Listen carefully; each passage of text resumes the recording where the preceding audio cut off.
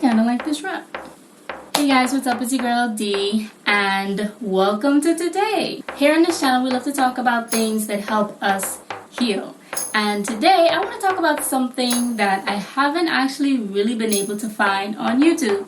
So let me tell you the story. The other day, my little sister, who's actually 21 or 22, came to me as she normally does, talking about how life at home is right now. So, we talk, I give her advice and all of that stuff. And I just wondered how many other people may actually be going through the same thing. Now, there are tons of videos on YouTube right now, how to deal with a toxic mother or a narcissist mother. And I can't necessarily say that everyone falls into that category. So what I'm going to title this, and I'm going to make it very specific, is how to deal with your religious Caribbean mother. So growing up as a Caribbean person, number one, as much times as your body can wake up and go to church, as much times as your parents think that it's necessary, you will be going to church. And going to church way more than we actually wanted to. We all go through that. Second thing is that most of the times your Caribbean religious mother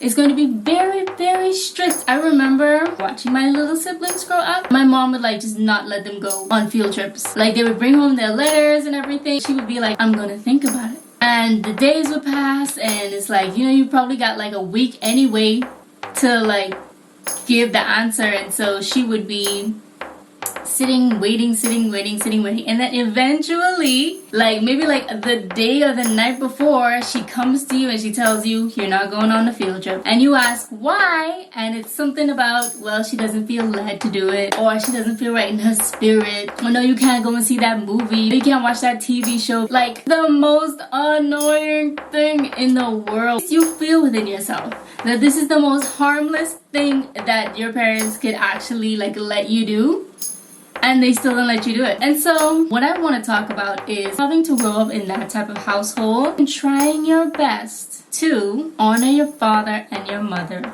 Of course, if you grew up in a Caribbean religious household, you know that scripture by heart. Children, obey your parents in the Lord, for this is right. But when you look at your parents and you see the way that they are so unreasonable and disconnected from reality in modern times, and just even sometimes can be really mean, for people who say that they love God and that they're serving God, Caribbean religious parents can be incredibly mean. So how can we honor our parents when it is so difficult to? So the first point, like I said earlier, we grew up in church, we know what it is. I want to say this. In these days and times, we should definitely have just a smidgen level of gratefulness for that. Be grateful that your parents at least gave you some sort of spiritual foundation to help start you off on your life journey. You may have, been able to find your own way through it, and you don't see things exactly the way that they do. Maybe you interpret the scriptures differently. However, do not despise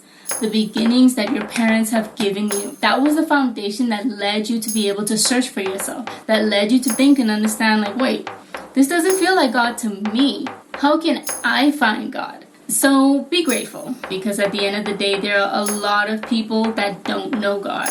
And that is a very, very sad, scary place to be in. Be grateful that you had a praying mother who used to come and wipe the oil on your forehead. A praying grandmother used to wake up at 5 a.m. in the morning and tell you gotta pray, and you hold hands and everybody gotta say a prayer, and you gotta stand in the prayer rink until everybody finished. Be grateful, because those things, you may not know it, but those things are actually protecting you right now. There's no expiration date to those things. And so prayers that your mother have prayed for you and your grandmother or your father have prayed for you, those prayers are still keeping you today regardless of whatever your spiritual situation is. And that's something to be grateful for. So number two, another way that we can honor our father and our mother is to understand that it is not your job to change your parents. They were born in 1950 something, 1970 something. You were born in the 90s or the 80s or the 2000s. Of course, you're going to think about life differently. It's going to be impossible for you to take your knowledge and your vision of the world and modern times and new things and pour it into their brains and have them understand it exactly the way that you do, especially if they're already set in their ways. They've been going to church for 15 years, the same church, sitting on the same side, and they don't want the usher to move them. They want to sit on the left side every time they come, and they're not going to be later than 9:45 because service starts at 10. Like, they're already set in those ways. And so it's not your job to come and try to shift and change their perspective of their spirituality. It may seem like you're doing a good thing because you've discovered this new thing and this new light, and it's empowering you and you want to share it. But the truth is, they've already found what helps them. And so now, for you being their offspring, younger than them, coming to bring this new understanding, sometimes they think it's a new doctrine to them. As far as they're concerned, that is not gonna help me because I'm not familiar with that. As the younger generation, we have to accept that. We have to accept that the older generation, our mothers, our fathers, and our grandparents, and our aunties and uncles, they just won't be able to experience life and spirituality through the same lens as any other generation. And it can be possible only if they decide to open themselves to it. But if you see that they're not opening themselves to it, don't try to frustrate yourself by trying to show, well, this is the truth, and what you believe is a lie, and if you read the Bible this way, and like, you think that you're doing good, but really and truly, your parents are saying, as far as I'm concerned, I have the files right here of all the times that this has worked for me, and you're trying to tell me that I'm lying, or that what I believe in doesn't work or isn't worthy of reverence. Like, that's actually disrespectful. Like, can you imagine someone just coming into your house and like watching you cook, and they're like, why are you chopping onions like that? That's not how you chop onions. Like, do you know that you're not even supposed to put onions in that? You'd be like, this is how I do it, and this tastes good to me, and I've tried it like this several times before, and trust me, it tastes pretty good. So try not to frustrate yourself in trying to change your parents. You just can't. You can't. So the way to honor them is to just let it be. Let it be. And I know that's difficult because you want to quote unquote save your parents. But if they're not open to it and they feel like they have found their path to salvation, albeit if it's something that's godly, like, and morally right, then let them be. Just love them for who they are. Love them because they're your mother, the person that nurtured you when you were a child, or the person that paid your school fee, the person that cooked you dinner. Love them for those things instead of hating them because they're not thinking the way that you do. Honor them because they thought and they think that going to school is going to help you to become a better person. Whether or not they may be right or wrong, just honor them for at least thinking about wanting the best for you. Just release the need to change their mind. And then you will find more peace and be able to actually love them with the true love of God and be able to honor them correctly.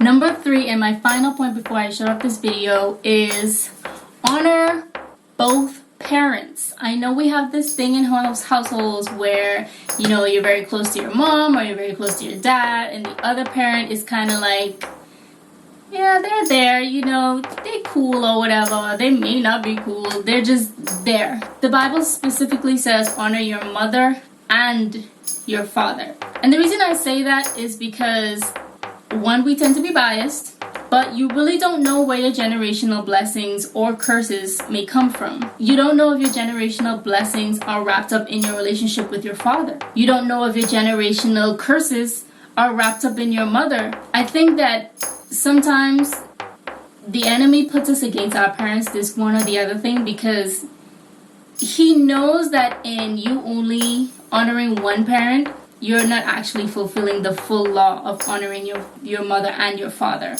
And so therein, that particular commandment from God isn't being honored in your life. And what more would he love? So whatever the relationship is that you may have with the other parent, the parent that you may not be as cool with or as close to, I would definitely encourage you to find a way to wriggle your way into a peaceable relationship with that parent, because there are so many things that you could learn from that parent. There are so many things that may be wrapped up, things that you'll discover about yourself.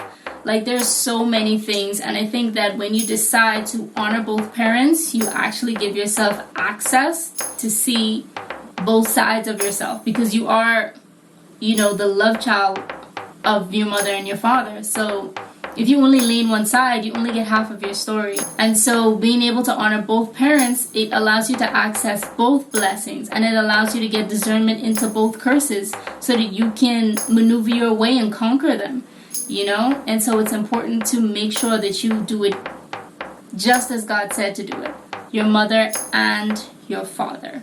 So that's all the time I have for you guys today. I really hope that this video brought you some sort of insight, some sort of light into how to honor your incredibly religious Caribbean parents, and just to honor God as well. Once again, thank you guys for watching. And of course, everything about this channel is about healing, love, and just continuing to love and live for the Lord.